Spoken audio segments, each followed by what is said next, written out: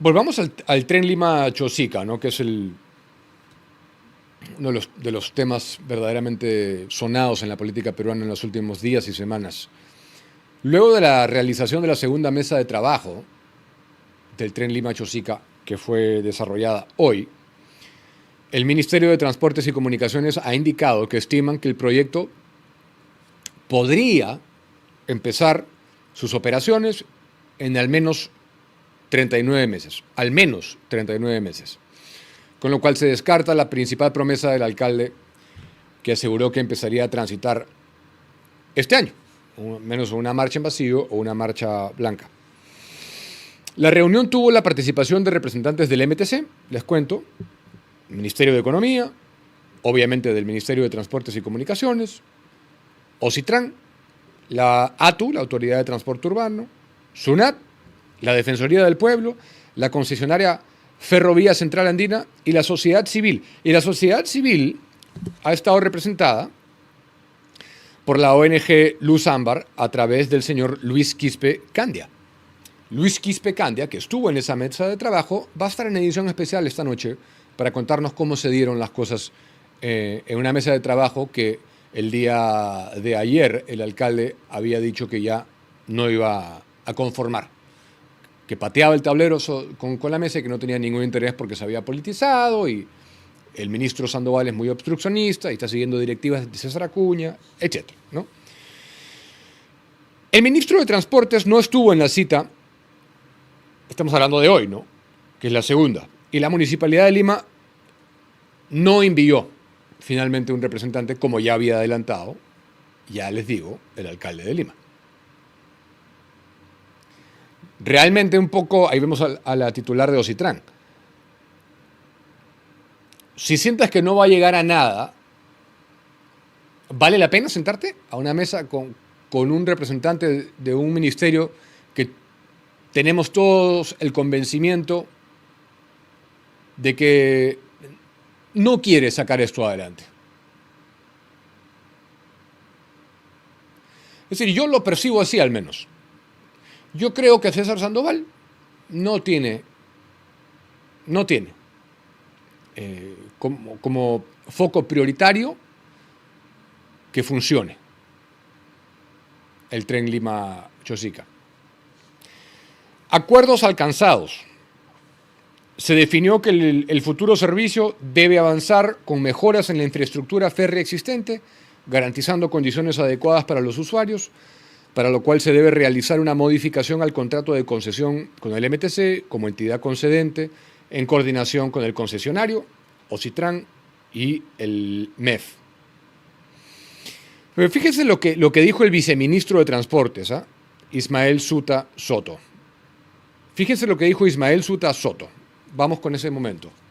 Inicialmente, de acuerdo a la propuesta que presentó bajo el esquema que maneja, digamos, el MTC en referencia a la elaboración, tiempos de expedientes técnicos, habíamos determinado que fuera 39 meses, considerando el tema de predial, sobre todo de la adquisición predial, porque recordemos de que en parte del tramo de la vía, las unidades vecinales, las casas, están muy cerca de la infraestructura ferroviaria, y que a su vez, si no tomamos alguna consideración, como por ejemplo el segregado de la vía y tal vez alguna adquisición de predial, sobre todo para los cruces, podríamos tener problemas de seguridad.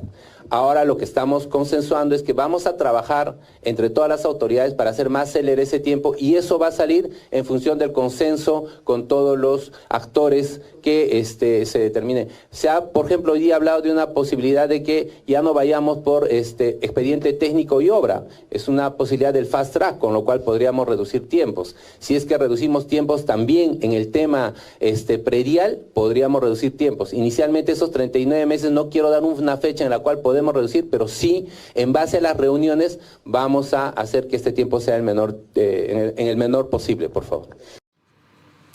Por eso es que yo soy un convencido de que en países como el Perú el diálogo no es siempre la solución. Es decir, es lo ideal, ¿no? Dialogar, ponerte de acuerdo, pero si no, tienes que imponerte para que las cosas se hagan y el ciudadano tenga las cosas, que las obras se lleven a cabo. Si estuviéramos en diálogo, no se hubiera podido hacer la prolongación de la vía expresa de Lima Sur hasta ahora. López Aliaga se impuso. Casi 6 décadas, ¿ah? Sin hacerse. Tuvo que venir una persona de las características de López Aliaga para imponerse. Sacar a la gente que estaba ahí se hace, porque esto es de interés nacional. Se va a hacer, sí. Se hace.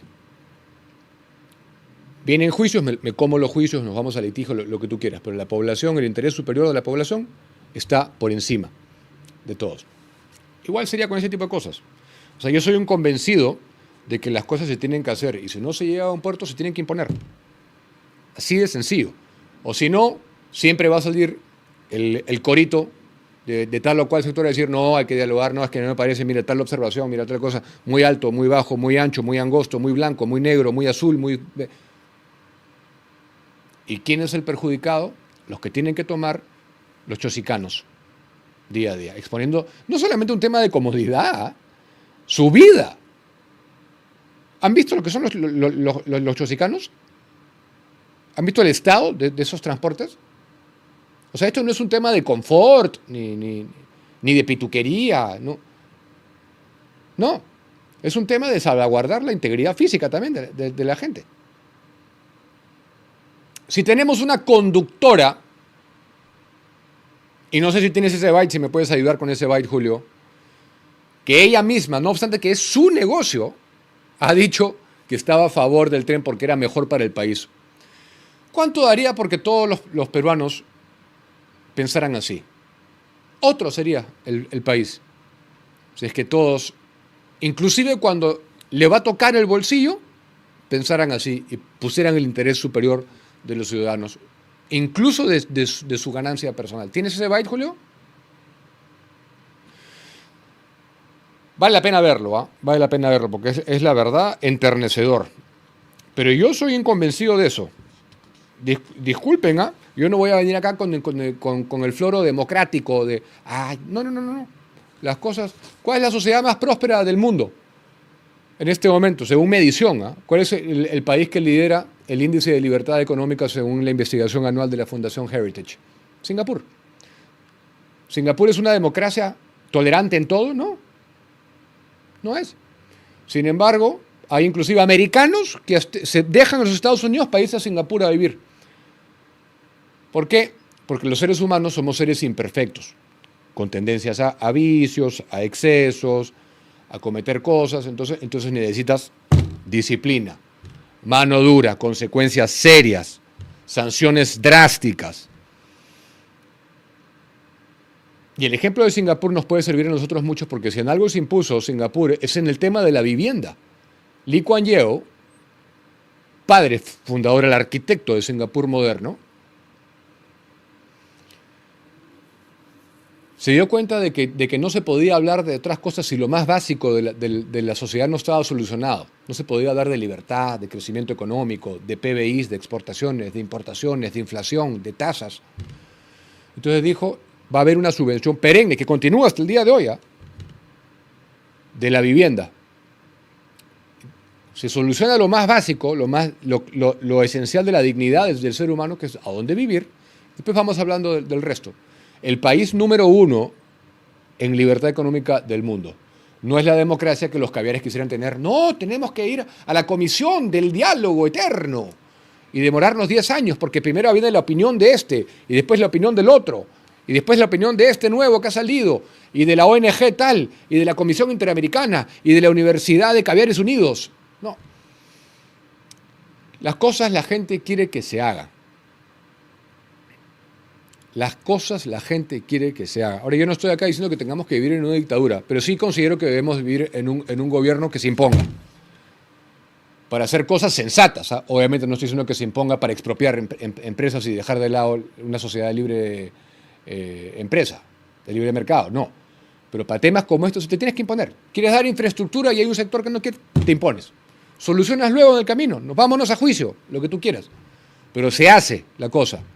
Quiero que vean ese momento que les estoy diciendo, que ha ocurrido hace poco, ¿eh? Vamos con eso. ¿Cree que ahora que van a venir los trenes por esta zona algo va a cambiar? Por supuesto, para la gente de Chosica va a cambiar mucho. Sí. Claro, porque tienen algo mejor para llegar a Lima. ¿Hay gente que trabaja así como usted aquí llevando pasajeros de allá, no los perjudicaría? De hecho que sí, pues, pero hay que pensar más en la población, no solamente en nosotros que somos la minoría. Digan ustedes, me quito el sombrero por ti, comadre. Me quito el sombrero por ti. No sé tu nombre, me encantaría entrevistarte. Tus declaraciones valen un Perú. Nada más te digo. Ojalá así fuera. Todo el mundo. Sí, pues, puede que me perjudique el negocio o algo, pero esto va a ser bueno para el país. Y las decisiones se tienen que tomar siempre con esa pregunta. ¿Es esto bueno o malo para el país? Si es bueno, positivo para el país, se tiene que hacer. Se tiene que hacer. No se tiene que debatir para ver si en algún momento se va a hacer y enfrascarnos en verborreas eternas. Por eso se llama Poder Ejecutivo, porque el Poder Ejecutivo tiene que ejecutar. Hay que ejecutar las cosas. Entonces, va a estar con nosotros Luis Quispe Candia, de la ONG Luz Ámbar, para ver qué cosas es lo que nos puede contar que haya ocurrido en esa mesa técnica. Esta noche con Luis Quispe Candia, presidente de la ONG Luz Ámbar, y que ha sido integrante de la mesa técnica hoy, representante de la sociedad civil en la mesa técnica que se ha desarrollado en el MTC. Luis, bienvenido. Gracias por estar con nosotros. Tiene que prender tu micro, está apagado.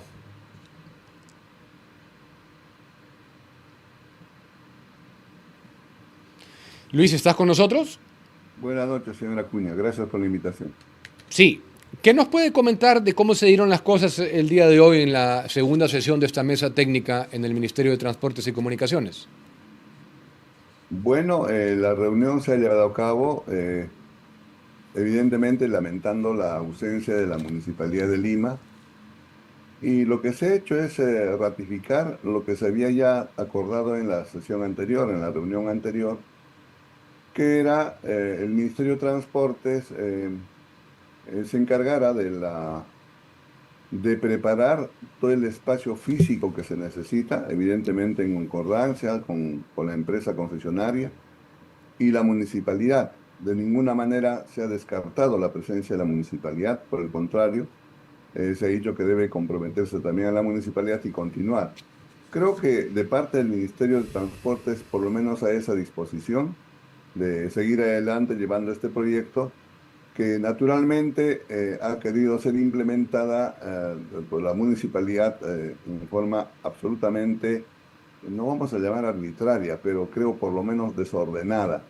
Porque recordemos, señor Arroyo, de que la autoridad competente en transporte no es la municipalidad. La municipalidad ya no tiene esa competencia. Señora Acuña, tiene la ATU, la competencia, desde el año 2018.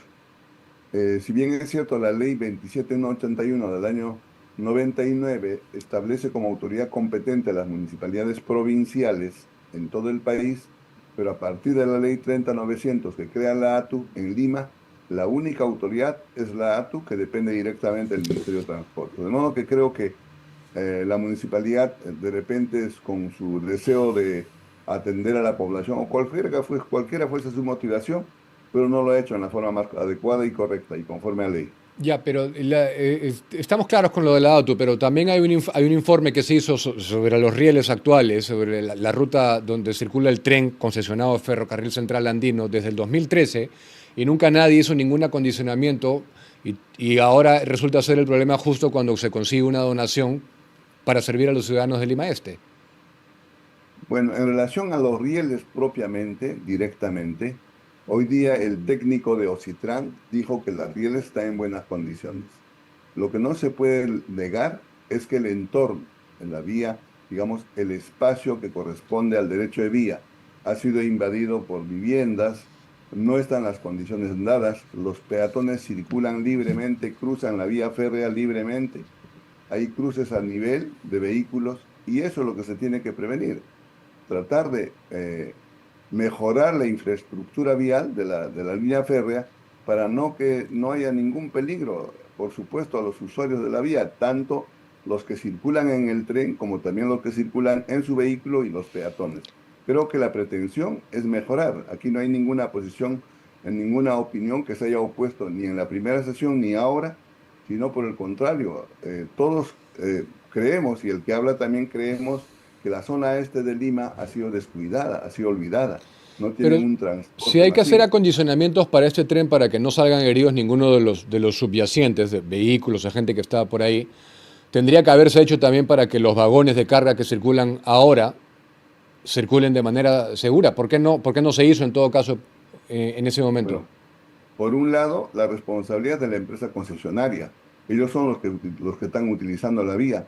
Ellos tienen que haber hecho respetar el derecho de vía y ellos son los que tienen que evitar que ocurran accidentes. Ahora, por otro lado, hay una diferencia enorme.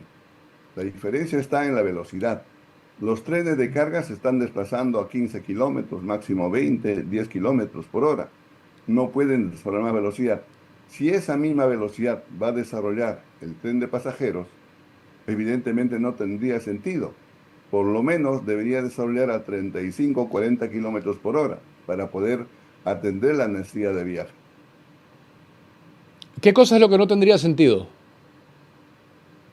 No tendría sentido no habilitar el espacio. O sea, no se puede hacer circular los trenes en tanto el espacio garantice el desplazamiento a una velocidad razonable para un transporte urbano que debería ser entre 35 y 40 kilómetros por hora. Ya, ok, entonces,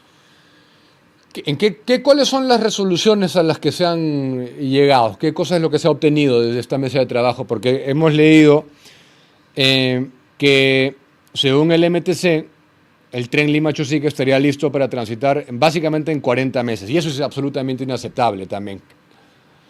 Se ha dicho 39 meses, que podría ser evidentemente disminuido si es que hay un concurso de voluntades, ¿no?, de ambas partes. Y ahora tendrá que definirse también, porque entiendo que el día de hoy la municipalidad va a convocar a una licitación o va a buscar otra empresa que se haga cargo de la operación. En ese sentido, por lo menos la opinión de mi persona en particular, representando a la sociedad civil, ha sido de que este servicio de trenes de Lima-Chosica debe ser parte del sistema integrado de transportes. Y usted sabe perfectamente que los países que están a nuestro alrededor, en Santiago, en Bogotá, en Sao Paulo, etcétera, existe un sistema integrado de transportes. La única ciudad que no tiene un sistema integrado de transportes es Lima. Obviamente que hay responsabilidad de todas las autoridades, de las municipalidades hasta 2018, y a partir del 2018 de la ATU y el MTC, que no han impulsado con celeridad la implementación de este sistema. Por eso, No ese puede es ser justamente aislado. mi punto. Pero cuando viene una autoridad que sí quiere impulsarlo con celeridad, no hay una voluntad política de los sectores que sí tienen competencia sobre eso. Yo creo que no se trata de que la autoridad municipal, digamos, la voluntad que tienen me parece válido, es bueno, pero tiene que hacerse dentro del ordenamiento jurídico y es más, no puede ser aislado de ninguna manera, tiene que ser parte del sistema integrado por una sencilla razón, señora Acuña, por una sencilla razón. El sistema integrado va a tener subsidio. Y si va a ser por su lado la municipalidad ese servicio, no tendría alcance al subsidio. Esa es una razón importante para que los pasajeros, los usuarios, no paguen un monto elevado, sino por el contrario, paguen un Claro, pasaje que va a ser subsidiado. De modo pero que es eso se ha fácil dicho ya, comparar. eso ya se ha dicho, se ha expuesto, esa es la intención, pero eso no depende de la municipalidad. No, depende de los tratos que se haga con la operadora, ¿no? Porque los operadores que participen en el concurso, ellos van a decidir cuál es su propuesta económica, cuánto es el pasaje que quieren cobrar, y No, sobre eso te tendrá que está se bien, pero el discutir. hecho de que sea parte del sistema integrado de gestión y que pueda recibir un subsidio depende del ministerio, no de la municipalidad. Evidente, no, depende necesariamente de ambos. Si la municipalidad va a querer implementar en forma unilateral, en que no esté incorporado al sistema integrado, entonces el pasaje va a ser como un pasaje privado. El metropolitano cobra un precio distinto a la línea 1 de metro, precisamente difiere por eso, porque es un servicio privado el metropolitano. En cambio, la línea 1 de metro es un servicio subsidiado, por eso el pasaje es un sol 50. Sí, pero el alcalde ha dicho que su intención es muy clara, que haya un subsidio cruzado para mitigar un poco el alto costo, porque de eso se trata el tren, de que le salga más barato a la gente de Chosica venir a Lima. Obviamente, creo que todos aspiramos que así sea. Lo que creo que, en cierto modo, lo que trato de exponer es de que las autoridades no se mantengan a este antagonismo y discordia, por Dios, no se pueden estar adjetivando. Lo que hay que hacer es sentarse a discutir el problema y llevar a un buen puerto, ponerse de acuerdo. Eso me parece muy mal, de ambas partes. Ambos tienen que tener la disposición de solucionar el problema. Pero es muy difícil sentarse con alguien que está diciendo justamente que no va a circular este año, que de ninguna manera, que 39 meses. O sea, esto puede ser un estallido social esperando ocurrir también, ¿ah? No creo, señora Acuña, de ninguna manera. Eso no he visto. Yo no estoy a favor ni del ministro ni de ninguna autoridad en especial. Durante los largos años que tengo observando y viendo lo que ocurre en el transporte y el tránsito, he tratado de ser absolutamente ecuánime en mi opinión. Y en la mesa de trabajo, en ningún momento hubo una posición antagónica del Ministerio. Por el contrario, el Ministerio de Transportes ha puesto todos sus esfuerzos para que esto se lleve a cabo. Hoy día debió concurrir la municipalidad y decir lo que piensa para solucionar el problema, no mantenerse al frente. Ok, pero desde la óptica técnica, ¿qué acuerdos se han logrado, más allá de decir que no podría estar antes de 39 meses con suerte? Lo que se ha dicho es que 39 meses no necesariamente tiene que ser ese tiempo. Puede disminuir notablemente. Se ha ido el audio. Ok, bueno, no me está quedando claro cuáles son los acuerdos realmente. Voy a seguir avanzando. No tengo claro, que es muy... Gracias por la invitación. Cuéntenos su impresión. Efectivamente, lo que tenemos que entender claramente, en principio, no nos oponemos a que la población de la zona este tenga un buen servicio en tren o lo que fuere, pero merecen un servicio de transporte urbano que no lo tienen hace más de 30 años. De modo que no es cuestión de oponerse a las ideas del alcalde, pero creemos que en nuestro país, como un país democrático, tenemos que aprender a respetarnos mutuamente y las autoridades en particular deben saber respetar la ley. Un país democrático que aspira a ser formales. Evidentemente, y qué mejor ejemplo de parte de las autoridades. Entonces, la ley 27181, que es la ley marco que regula el transporte y tránsito terrestre, señala que las autoridades competentes en transporte urbano son los alcaldes provinciales. En Lima cambia esa situación a partir del año 2018, en que se promulga la ley 30900 que crea la ATU. La ATU, que es la Autoridad de Transporte para Lima y Callao, entre otras razones, se crea para que implemente el sistema integrado porque se trata de atender a toda la población de Lima y Callao. Y había un conflicto permanente desde el año 99 hasta el año 2017 entre el alcalde de Lima y Callao para implementar el transporte urbano. Y es de público conocimiento todos los conflictos que han generado y lamentablemente con consecuencias muy graves.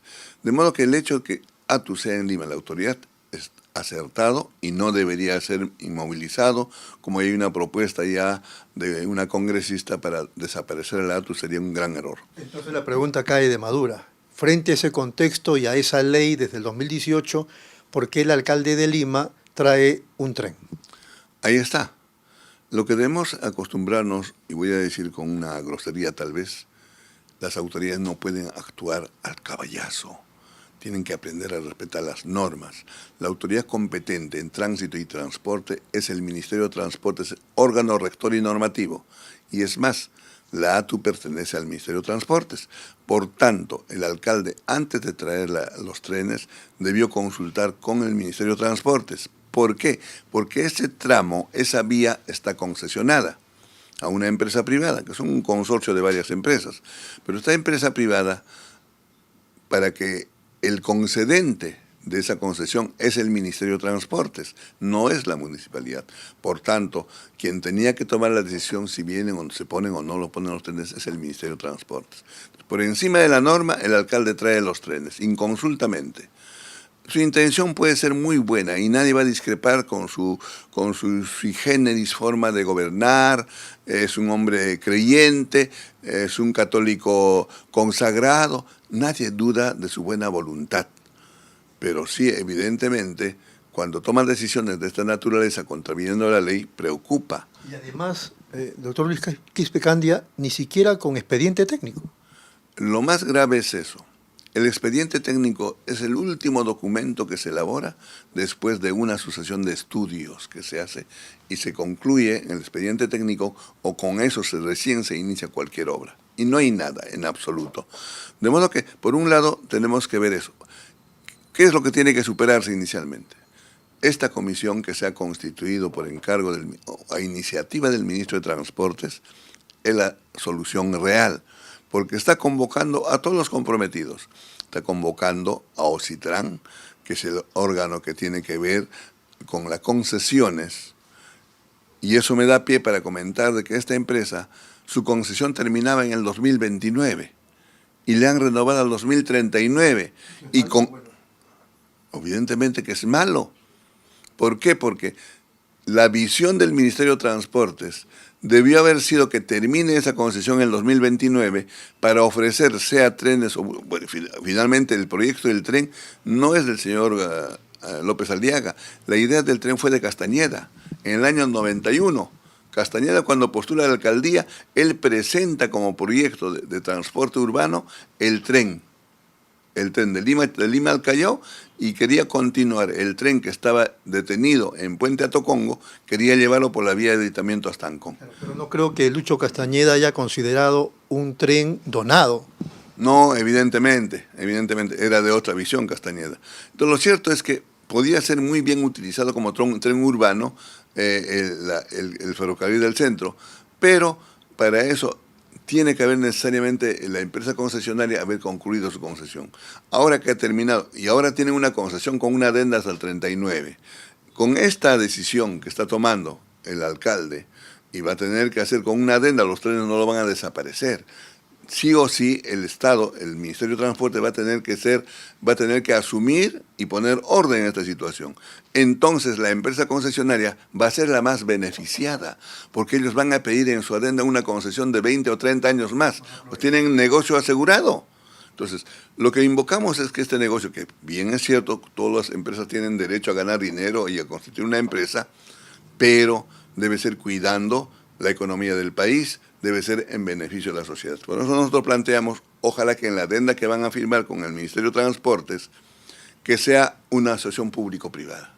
Porque es importante que sea una inversión compartida con el Estado, para que el Estado tenga la inversión invertida y ese dinero que se va a recaudar no se vaya todo el dinero al privado, sino retorne al Estado. A la manera de la línea 1 de metro, eso nos va a ilustrar muy bien. La línea 1 de metro es una inversión compartida, es una asociación público-privada mixta, compartida. El Estado construyó la infraestructura.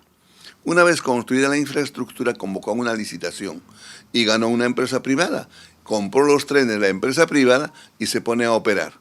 Entonces, tiene la administración del metro. Lógico, pero quien regenta, quien guía, quien toma decisiones es el ministerio, no es la empresa privada. La empresa privada gestiona, administra. Y en Lima tenemos, el mejor servicio que tenemos es el tren. Es el más barato, cuesta $1.50. Está subsidiado. Está subsidiado, obviamente. ¿Cuánto cuesta el pasaje real? 4.70 soles. Pero la población paga $1.50. Medio pasaje 75 céntimos. Ningún servicio de transporte en buses cobra esa cantidad. Por eso tiene una gran demanda de pasajeros. Ellos movilizan 600.000 pasajeros por día. Entonces, el modelo está ahí. Ese modelo se debe tomar para la carretera central, para que no sea el privado el que se lleve la mayor cantidad de dinero, sino el retorno al Estado. El hecho, por eso, al renovar la concesión, ahí es cuando el Estado tiene que ponerse firme y decir, a ver, ¿qué beneficios tengo yo? Mi espacio es del Estado, el riel es del Estado. Pero ahora que ponga lo que tenga que poner el Estado y que invierta el privado para que pueda operar el servicio, porque el subsidio ya está dicho. Una vez implementado el sistema integrado, hay que incorporar a esta línea que no está considerado, no estuvo considerado, ahora sí tiene que estar considerado dentro del plan regulador del sistema integrado para que se beneficie con el subsidio. Porque la ley 30.900 que crea el sistema integrado ya incorpora el subsidio cuando se implementa el sistema integrado, que todavía no tenemos en Lima. El metropolitano por su lado, los corredores por su lado, el tren por su lado, la línea 2 por su lado. están dispersos. Entonces, el sistema integrado consiste en una red de buses y trenes que están todos integrados, el servicio y el pasaje. Por eso cuando el pasajero entra en un servicio integrado, así es en Chile, en Santiago, en Bogotá, en Sao Paulo, en cualquier país del mundo que existe un sistema integrado, el pasajero entra, paga su pasaje con la tarjeta y hace transbordos. O sea, se baja del bus, sube a otro bus, sube al tren o viceversa, pagando un solo pasaje. Esa es la ventaja del sistema integrado. Entonces, en ese pasaje está incluido todos los transbordos que puede hacer. Entonces, la población llega rápidamente a su destino haciendo transbordos y pagando un solo pasaje. Eso no tenemos en el Perú. A eso aspiramos y para eso la ley 30.900 que crea la ATU pone 4 condiciones. Primero, que sean propietarios de las unidades vehiculares, en el caso de los buses. Que tengan un vínculo laboral entre la empresa y los trabajadores. La tercera condición es que haya un recaudo electrónico. Y la cuarta condición, que tengan GPS para controlar dónde están los vehículos, obviamente. Entonces, esas 4 condiciones. ¿Los buses cumplen? No cumplen. ¿El tren va a cumplir? Puede cumplir, es mucho más fácil que se haga. Entonces, depende ahora que en esta reunión que va a tener el ministro con todos los actores, Ministerio de Economía, la OCITRAN, la ATU, y la Contraloría, muy bien que sumen a la Contraloría, porque la Contraloría es la entidad que fiscaliza. Y debemos saber las condiciones de esa adenda, debemos saber cuál va a ser el mecanismo, qué intereses económicos hay detrás de todo esto, para que la Contraloría ponga orden. Y debe haber un acompañamiento. La Contraloría no debe ir después, debe ir desde un principio, desde el primer día, acompañar todo el proceso para que esto realmente se implemente de la forma más ordenada. Ahora, me da la impresión que esta primera reunión que va a ser el martes de esta comisión, donde lo han invitado al alcalde de Lima, puede resultar ácido muriático a la vena del alcalde y de los vecinos de Lima. O sea, le van a decir descarnadamente que esto no se puede hacer de un día para otro o de aquí a algunos meses. El problema del alcalde es que es víctima de sus palabras. Ese es el grave problema. Porque él anunció que iba a haber marcha blanca. Sus asesores deberían informarle qué cosa es una marcha blanca. La marcha blanca es cuando se ha cumplido con todo el proceso y está para poner en operación, para poner en marcha. Ejemplo, cuando terminó el Metropolitano, se hizo la marcha blanca en el 2010, como este mes en julio. Todo el mes de julio en marcha blanca y el 28 de julio se inauguró, empezó a funcionar. La línea 2 de metro esperó un año para hacer la marcha blanca. Tenían todo listo la empresa para que funcione. Pero el Ministerio de Transportes no tenía el sistema de recaudo, no tenía la tarjeta. Un año demoraron, recién se pudo habilitar, hizo marcha blanca, que actualmente todavía están operando, ahora cobrando en la línea 2 de metro. Igualmente, todos han hecho marcha blanca. Entonces, ¿cómo puede, señor el alcalde, decir vamos a hacer marcha blanca si no hay absolutamente nada? Entonces, el término está mal, por eso reitero, él es víctima de sus palabras. Es como que anunció que Lima va a ser potencia mundial y no sabemos potencia en qué. Y estamos esperando que nos anuncie, a ver, antes de que termine su gestión, en qué somos potencia mundial o vamos a ser potencia mundial. Entonces yo diría que el señor alcalde tiene que ser más asequible a escuchar a sus asesores y pues no decir lo que tenga que decir airadamente, sino hay que aprender a decir las palabras como corresponde y siendo él una autoridad local la más importante de nuestro país. Muy bien. En base a sus conocimientos y a su experiencia, señor Luis Quispe Candia, ¿calcula usted cuándo tendremos operativo el tren? No se puede predecir. Primero, debe habilitarse el espacio. Es decir, donde están las rieles tiene que hacerse una auditoría para ver si las durmientes que están debajo de la riel están en buen estado. Se ha visto, los medios de prensa han informado, que en lugar de madera, de durmiente, han puesto cemento, bloques de cemento, y están rotos esos cementos. Evidentemente, con el peso del tren o con el uso se van rompiendo, y ya no ofrece seguridad. En cambio, la madera, el durmiente, es madera, y no se rompe. Permanece en la línea, puede hundirse de repente, pero tienen que ver los ingenieros. Entonces hay que ver que la línea férrea esté bien hecha, que todos los durmientes, lo que tenga que soportar está muy bien hecho. Tiene que habilitarse los espacios laterales porque hay cruces a nivel de vehículos y de peatones. Entonces tendrá que enmallarse donde hay pobladores para que no entren los peatones a esa zona, tiene que enmallarse. Las vías en que se cruzan al nivel con buses, con vehículos, tienen que ponerse semáforos para que los buses no entren, si no van a colisionar con el tren. Entonces, tiene que prepararse toda la infraestructura y eso va a llevar tiempo. Primero se levantará la información, luego empezarán a hacer paso por paso a habilitar el espacio. Una vez que esté habilitado el espacio, que podría ser, no sé, en meses, de repente en medio año, de repente un año, recién se puede poner a operar el tren. Es más, los trenes van a entrar a operar solamente en las mañanas y en las tardes. ¿Por qué? Porque no hay la segunda riel. Entonces tendrían que hacer ya la segunda riel para que empiece a funcionar como un tren urbano, claro, que de ida y vuelta durante todo el día. A eso se debe aspirar. Y no solamente eso, deberíamos haber aspirado que en lugar de este tren sean trenes eléctricos, modernos, como va a ser la línea 2 de metro, que es un tren modernísimo, de tal vez no tan moderno como ese que vas, porque nosotros no sabemos qué trenes van a venir, ese tren es automático. Deberíamos tener un tren eléctrico propiamente, como es la línea 1, como va a ser la línea 2, pero es lo que tenemos vagones antiguos usados. Aunque Rafael Rey dijo que eso no es verdad, la gente del entorno del alcalde dice que eso sería carísimo, nuevos trenes. Reitero, se hace una asociación público-privada. Si se hace una asociación público-privada, la inversión es retornable. Invierte el privado e invierte el Estado. Entonces, todo retorna. Lo que se va a subsidiar va a retornar al Estado, porque el Estado parte del inversionista. Entonces no es que sea dinero para quién. El Estado peruano tiene dinero como nunca. Nuestro país desde el año 90 viene creciendo económicamente. De modo que dinero tenemos para invertir. Es clave el APP. Tiene que ser una asociación público-privada que garantiza nuestra Constitución. Es la única forma, como viene haciendo, las APPs funcionan muy bien. Las APPs que han sido denunciadas en el marco de las concesiones, como las carreteras, en el que está metido Odebrecht, etcétera, presidente de la República, etc. Oiga, el APP por esencia es bueno. Nuestra Constitución garantiza la inversión para el beneficio de nuestro país. El problema son nuestros compatriotas que tienen el cargo por juramento o porque el pueblo los eligió. En el momento de firmar el contrato, cuando la empresa le suelta el anzuelo y le dice, señor, en lugar de darme por 20 años la concesión, dame por 30 y te pago hoy una coima. ¿Y qué hace el funcionario? Presidente de la República, ministro, todos los funcionarios se frotan la mano y dicen, ¿dónde firmo? Ese es el problema. El problema no es la Constitución, el problema no es la asociación público-privada, el problema es que tenemos funcionarios corruptos. Ese es el problema. Muy bien, entonces terminamos diciéndole a los televidentes que haríamos mal en suponer que esto va a tener un plazo, no se sabe todavía. Es difícil fijar un plazo, tiene que hacerse un diagnóstico, tiene que habilitarse. Una vez que esté habilitado, pues a buena hora se inaugurará, no sé si en un año, tal vez antes, tal vez más, pero tiene que estar habilitado el espacio. Tenemos que garantizar que todo... Sí podría ser en menos de un año.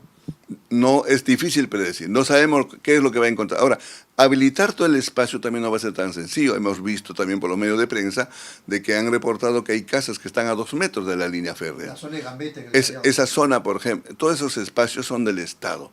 Recordemos que el derecho de vía es un derecho del Estado, que es el espacio paralelo a las carreteras, a la línea férrea, y el Estado no se encarga de cuidar ese espacio.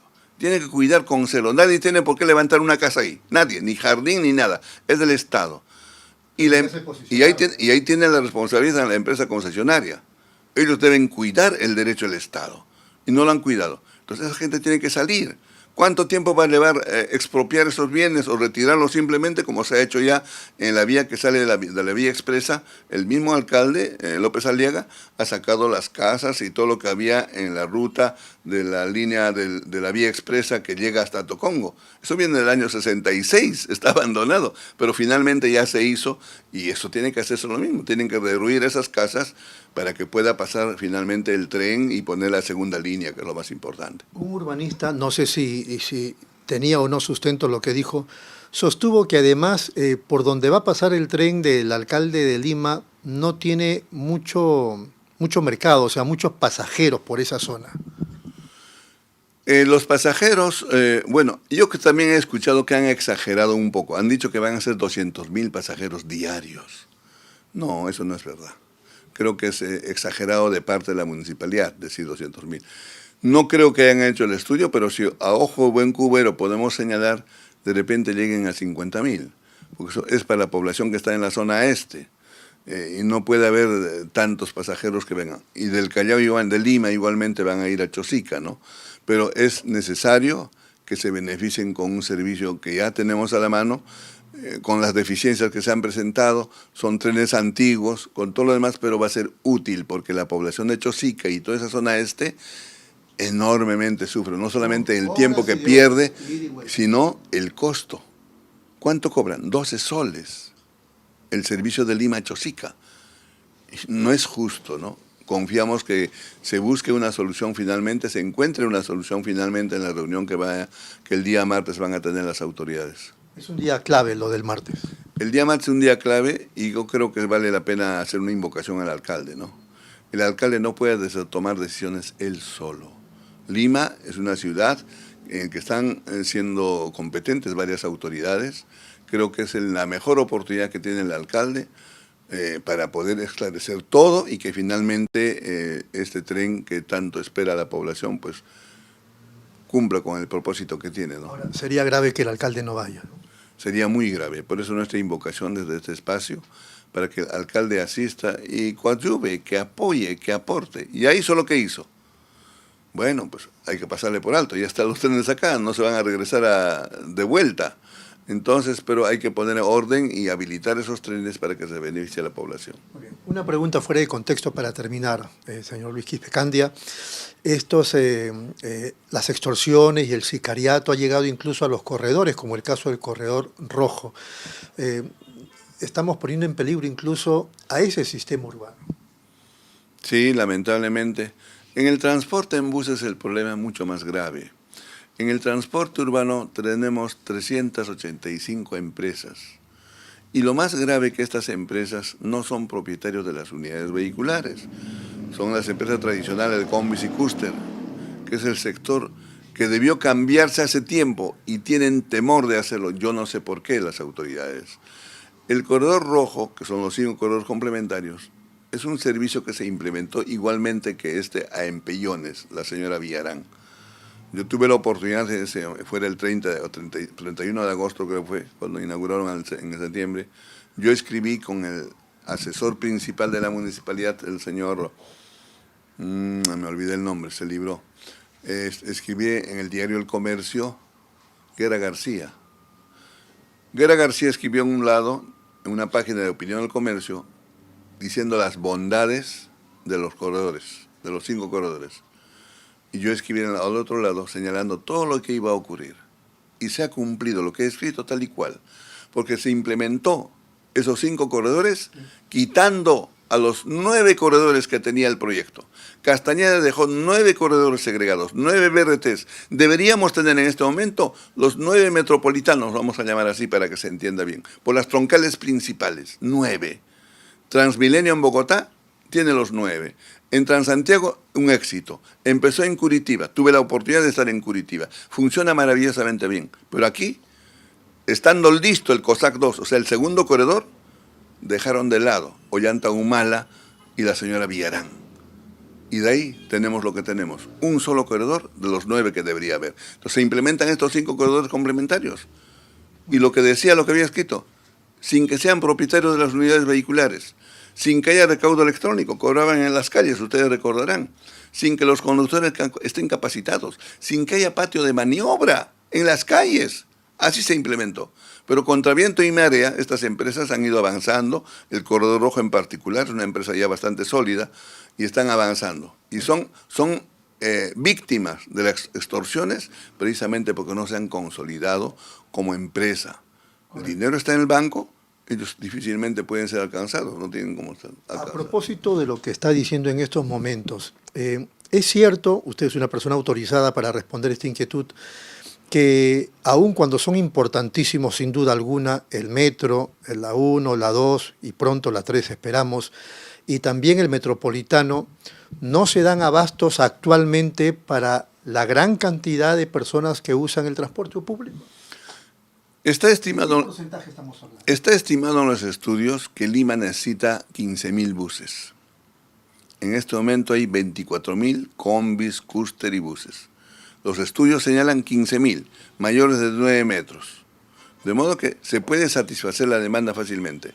El problema está en que lo que tenemos actualmente, que es la gran mayoría de vehículos, que no son pequeños, son combis, son cúster, y su servicio es deficiente por una sencilla razón. Se tiene que cumplir 4 propósitos en el transporte urbano. El primero es el tiempo de viaje, que consiste del punto A al punto A. ¿Ese tiempo de viaje de cuánto es? 2 horas, vamos a suponer. Tiene que estar en 2 horas, no puede estar antes ni después. Ese es su tiempo de viaje. El segundo es la frecuencia. La frecuencia es el intervalo entre un vehículo y otro, que eso es oscilante. De repente a las 5 de la mañana empieza con un intervalo de 10 minutos, luego se reduce a 8, luego se reduce a 5 en horas punta, y luego retoma nuevamente su tiempo. Esa operación que se hace es el intervalo de la frecuencia. Existe, el tercero es la seguridad, que el chofer haya descansado lo suficiente, que tenga la seguridad en su casa, que él esté sano. 4. El confort y la comodidad. Ninguno existe en el servicio de transporte tradicional. Pero insisto con mi pregunta, o sea, el metropolitano tal cual y la línea del metro, ¿en qué porcentaje, digamos, permiten o ayudan al traslado de la gente? En Lima hay un promedio de 20 millones de viajes diarios. 20 millones de viajes diarios. De esos 20 millones, 600.000 lleva la línea 1 de metro.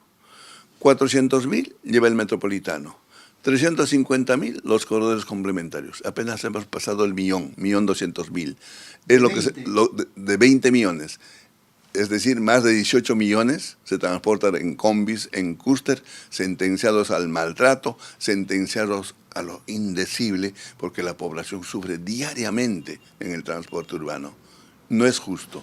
Se puede implementar rápidamente. Nosotros hemos planteado en noviembre pasado que se implemente mediante la asociación público-privada, que el Estado compre 10.000 buses en un solo acto, que deje un espacio de 5.000 para los actuales operadores. Se completarían los 15.000. Pero esos 10.000 buses que compren en un solo acto, siendo el Estado como inversionista en la asociación público-privada, pues se puede implementar. Hemos averiguado, comprar 10.000 buses a gas significa $1.800 millones. Comprar buses eléctricos cuesta $2.200 millones. Dinero ahí. Es cuestión de tomar decisión. Los privados en ese evento, Metropolitano, los corredores, la línea 1 de metro, dispuestos a pagar el dinero para comprar los 10.000 buses. Solamente falta que el Estado se pronuncie. Ha sido muy amable, señor Quispecandia, muy gentil. Ha sido el presidente de Luz Ámbar, Luis Quispecandia. Vamos de inmediato a la pausa. Regresamos con más en Pulso Informativo.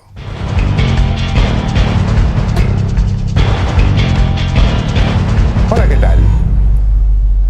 Esta semana vamos a tratar un tema que creo que las redes sociales han reventado, los medios de información están comunicando, hay expertos como siempre, hay comunicadores, pero creo que todos están viendo, o la mayoría están viendo, el problema desde un punto de vista netamente clásico. Y se están basando en algo que yo diría que ya debemos replantear, y se están basando en el expediente técnico.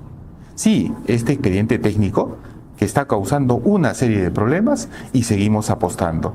¿Y por qué digo que está causando una serie de problemas? Claro, porque un expediente técnico todos asumen de que está bien hecho, digamos es exacto, pero sin embargo te voy a dar una mala noticia. El expediente técnico parte de supuestos.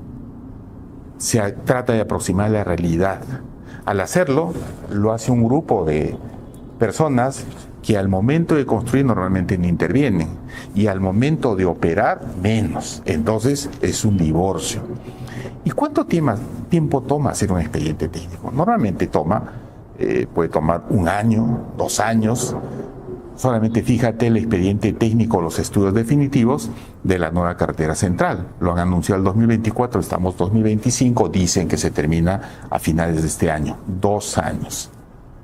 Entonces, hoy día te voy a hablarte de que los trenes donados a Lima, que es el tema que voy a tratar hoy día, necesitan un enfoque diferente.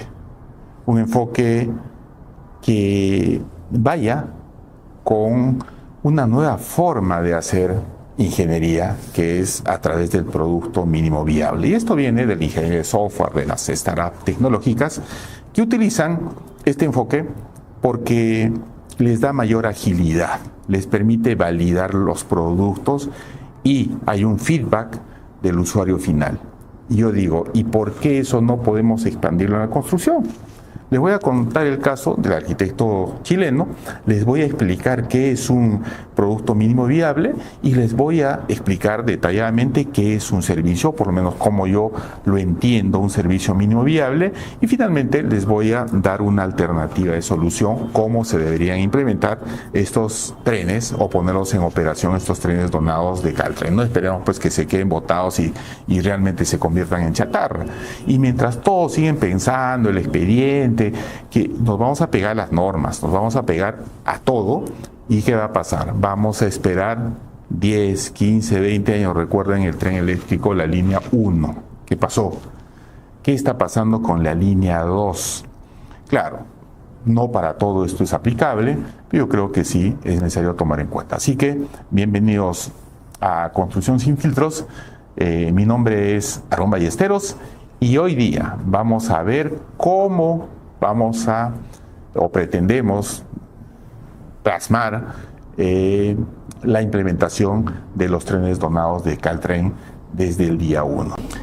El MVP, por sus siglas en inglés, es un concepto que nace en el mundo de las startups tecnológicas y se trata de lanzar al mercado una versión inicial básica, pero con la funcionalidad de un producto, con lo mínimo necesario para cumplir su propósito y entregar valor al usuario, antes de invertir grandes sumas en desarrollo completo, hacer todo lo que nos dice el expediente técnico. Claro, esto funciona si la gente está dispuesta a usarla, mientras se aprende y se mejora con datos reales, no con suposiciones como es un expediente técnico que es un estudio. Pero acá yo diría que viene la gran pregunta. ¿Podemos aplicar un enfoque que viene del mundo del software a la construcción, que viene de las startups tecnológicas a la construcción? Yo diría que sí. Totalmente que sí. Y uno de los ejemplos más inspiradores que te lo voy a contar es del arquitecto chileno, no te haga ruido con lo que es de Chile, Alejandro Aravena. Arquitecto que ganó el premio Pritzker. Casi es el Nobel de la arquitectura, que lo gana muy poca gente.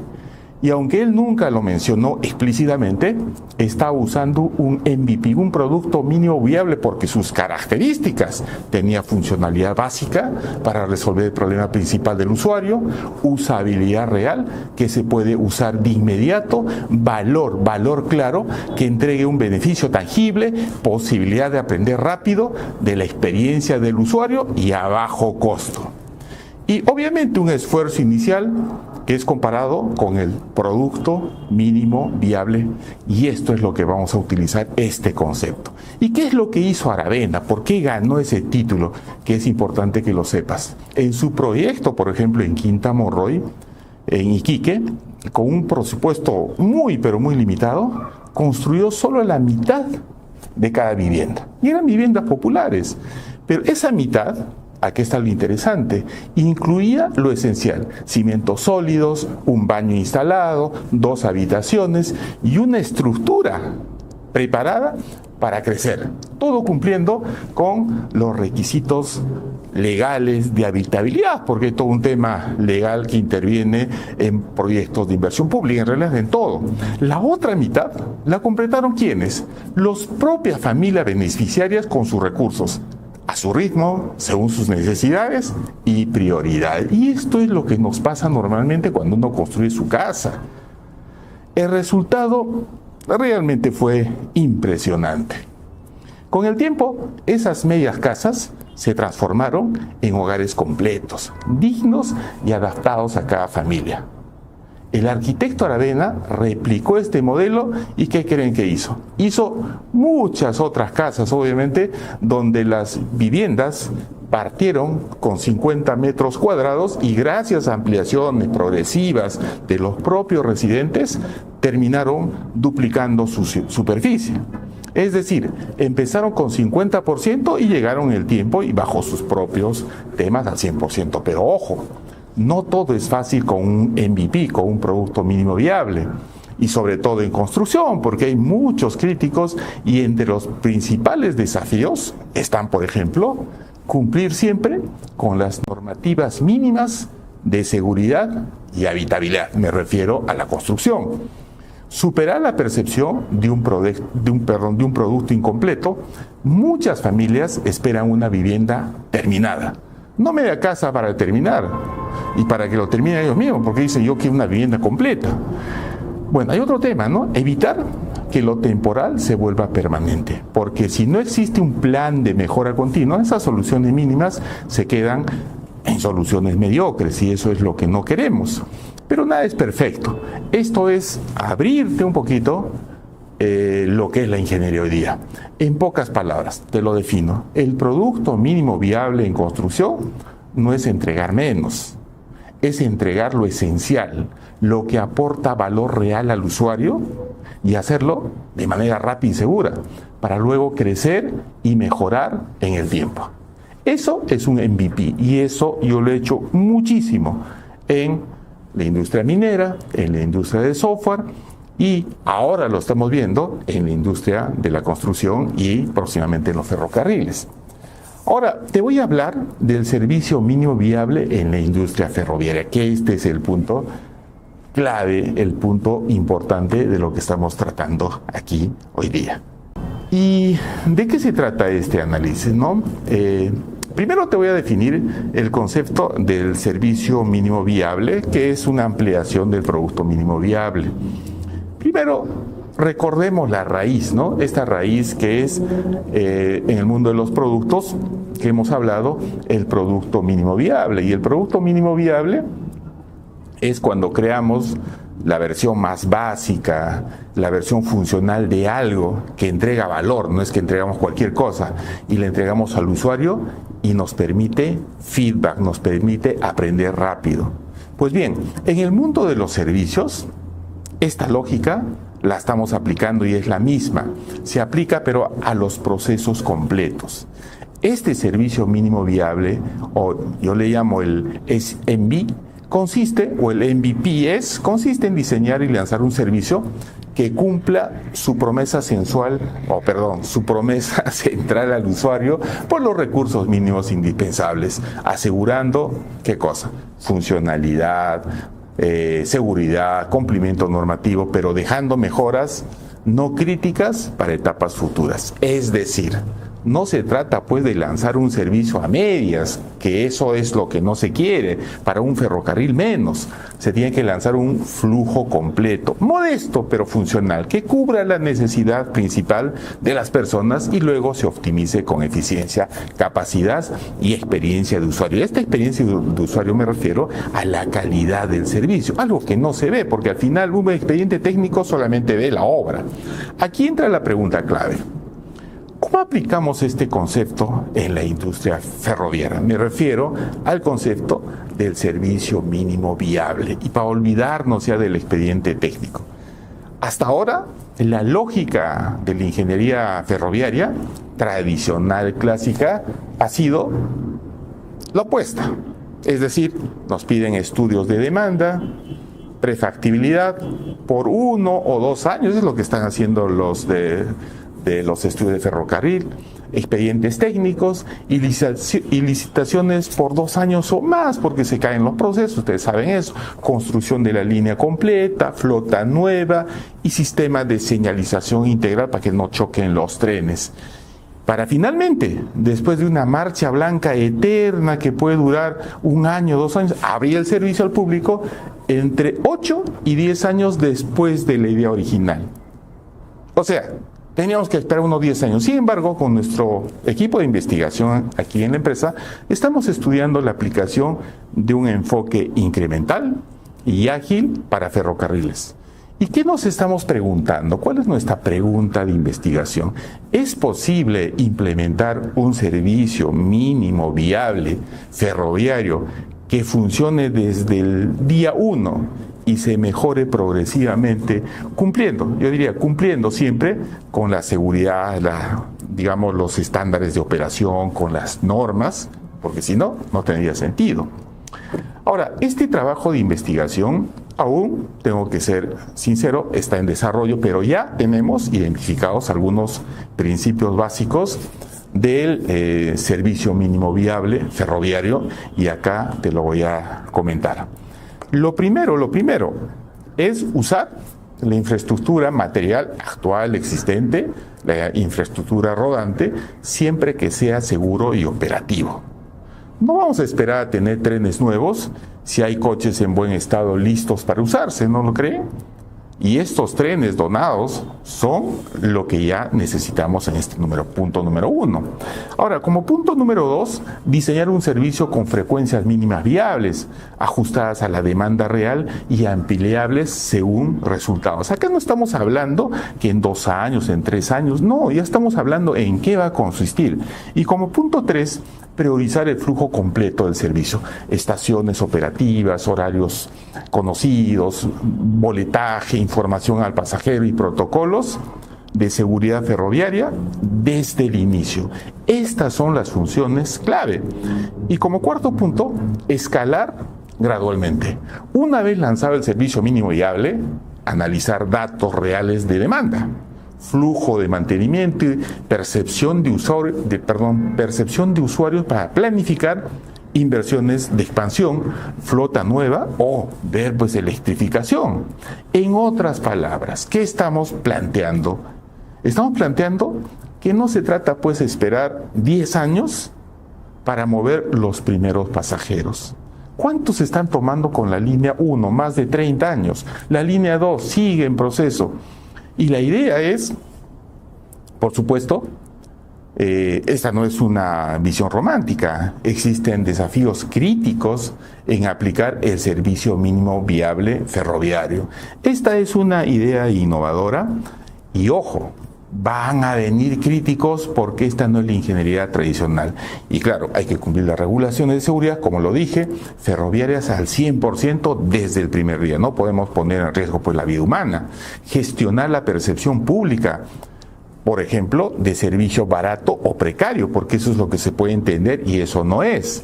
Asegurar la sostenibilidad financiera incluso en la fase mínima, es decir, oye, esto va a ser viable, económicamente. Y yo diría lo más importante, garantizar que este servicio mínimo no se convierta en el estándar final, porque esto es incremental, las mejoras son incrementales, sino que sea el primer paso de un proceso de mejora continua hacia un sistema moderno, digno y eficiente. Pero no podemos esperar 10 años a tener un producto, tenemos que cambiar. Y justamente uno de los casos que estamos analizando, que estamos investigando, es el tren de Lima-Chosica, con los coches donados de Caltrain, que explicaremos a detalle en el próximo bloque. Así que no te muevas, quédate. Ahora vamos a ver la aplicación práctica de todas estas ideas de producto mínimo viable, de servicio mínimo viable. Y llegamos a este cuarto punto, ¿no? ¿Cómo lo aplicamos? ¿Cómo hacemos realidad este servicio mínimo viable? Y nos olvidamos del tema de la marcha blanca, de los expedientes técnicos, y responsablemente y con todos los temas relacionados con estándares de ingeniería moderna. Bueno, la llegada de los trenes donados por Caltrain desde California para la ruta Lima-Chosica, así yo diría que es un tema súper importante. Veamos el contexto. Esta es un análisis netamente técnico. La Municipalidad Metropolitana de Lima, ante la urgencia de ofrecer un transporte masivo, yo diría rápido, barato, a la zona este de la ciudad donde alguna vez yo viví, decidió no esperar años para comprar esos trenes. Simplemente lo que hizo es ir, aceptar, gestionar, porque tampoco no fue un trabajo fácil, supongo, de traerlos. Muchas locomotoras diésel que ya le estaban dando de baja en Estados Unidos, ustedes saben toda esa historia, ¿no? Entonces, la idea es utilizar la infraestructura existente del ferrocarril central. Aquí es donde vemos claramente el concepto de servicio mínimo viable aplicado a ferrocarriles. Y acá te lo explico. A ver, ¿por dónde comenzamos? La Municipalidad de Lima no espero un sistema perfecto, eléctrico y nuevo, como le dicen o le piden los críticos. No construyeron nuevas vías como piden, doble vía, ¿no? Una vía de ida, otra vía de retorno. No anunciaron megaproyectos a 10 años, como siempre nos dicen, ¿no? El aeropuerto, recuerden cuánto tiempo se ha demorado en construir, mira todos los problemas que está habiendo. Lo que hicieron fue aceptar la donación de trenes operativos, aunque sean antiguos de 40 años, pero están funcionando. Quieren aprovechar las rieles existentes, que hoy están siendo subutilizadas porque básicamente la están utilizando para carga. Implementar un servicio rápido y barato cumpliendo las regulaciones mínimas de operación y seguridad ferroviaria. Creo que este es un punto clave. Entonces, hay una pregunta, ¿no? ¿Cuál es la promesa mínima que cumple este servicio? O sea, ¿qué cosa le ofrecen a los ciudadanos? La idea es mover pasajeros de Chosica a Lima en tren, reduciendo el tiempo de viaje, descongestionando pues esa carretera central, esa Ramiro Prialé, que felizmente están haciendo ya una autopista, pero asumamos que todavía no hay.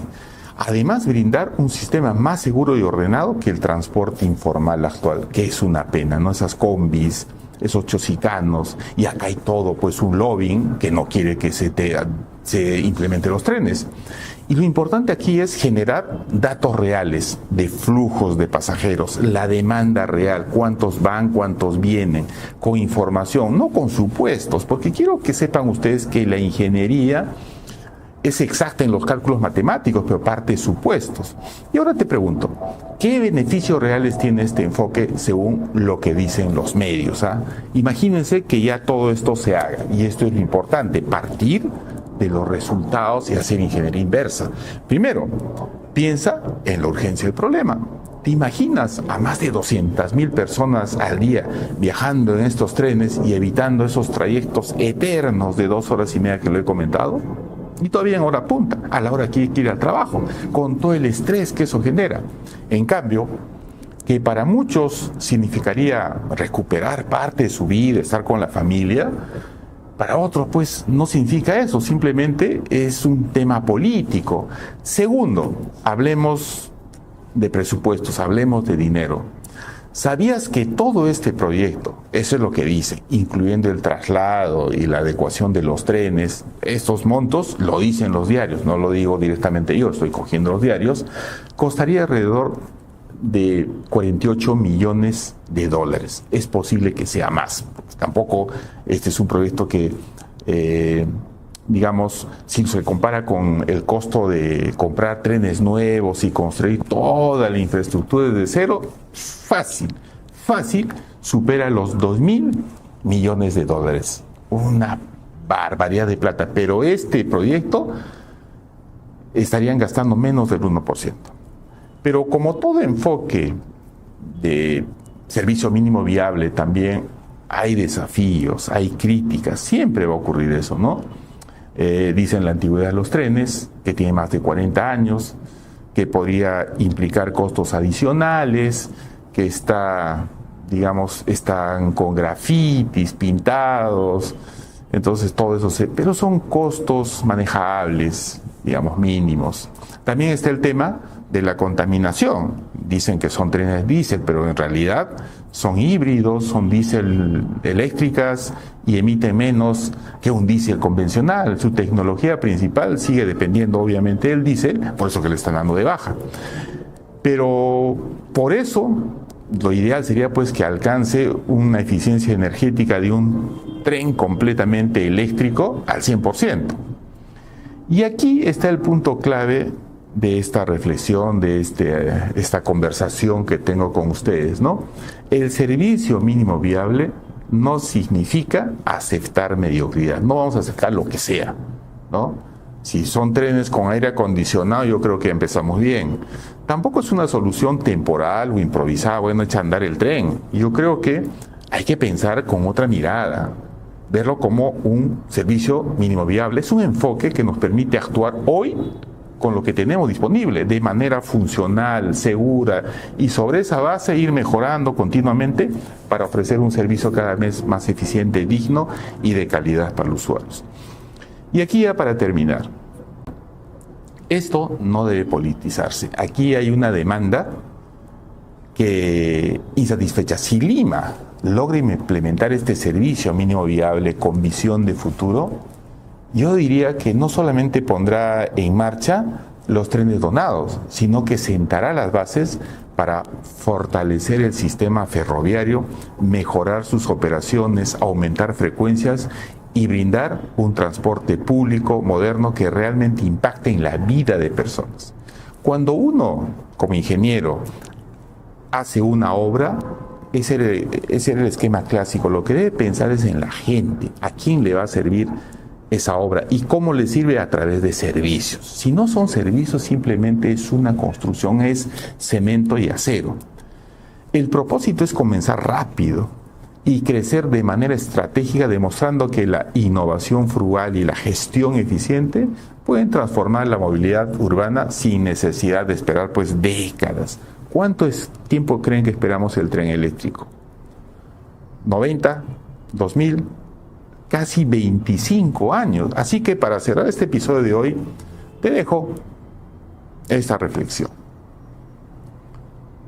En un país con más de 2.500 obras paralizadas y una brecha de infraestructura superior a 120.000 millones de soles, una barbaridad de plata que necesitamos invertir, ¿seguiremos esperando el expediente técnico perfecto para actuar? ¿O debemos comenzar a entregar valor real hoy mismo, con lo que tenemos, sin descuidar la seguridad ni la dignidad de los usuarios? Piénsalo. Soy Aarón Ballesteros y este fue un episodio más de La Construcción Sin Filtros. Te invito a que visites nuestro sitio web y adquieras el libro Adiós al expediente técnico, donde tengo unas ideas más detalladas sobre este tema que creo que es importante que lo lean, y la industria de la construcción tiene que pensar de forma distinta y ya no pegarse a ese expediente técnico clásico, sino a un expediente digital evolutivo, que lo explico en ese libro de manera muy detallada. Así que gracias por tu atención. Nos vemos el siguiente lunes.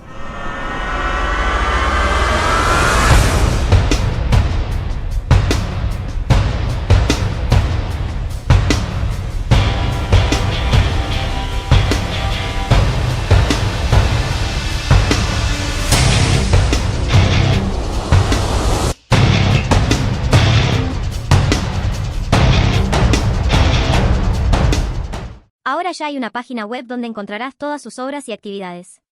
Todo está en un solo lugar. En esta página encontrarás actividades día a día y año a año, desde que comenzó su gestión como alcalde de Lima en 2023, entrevistas con la prensa, el plan de gobierno. Te invitamos a ti y a todos los youtubers a usar este material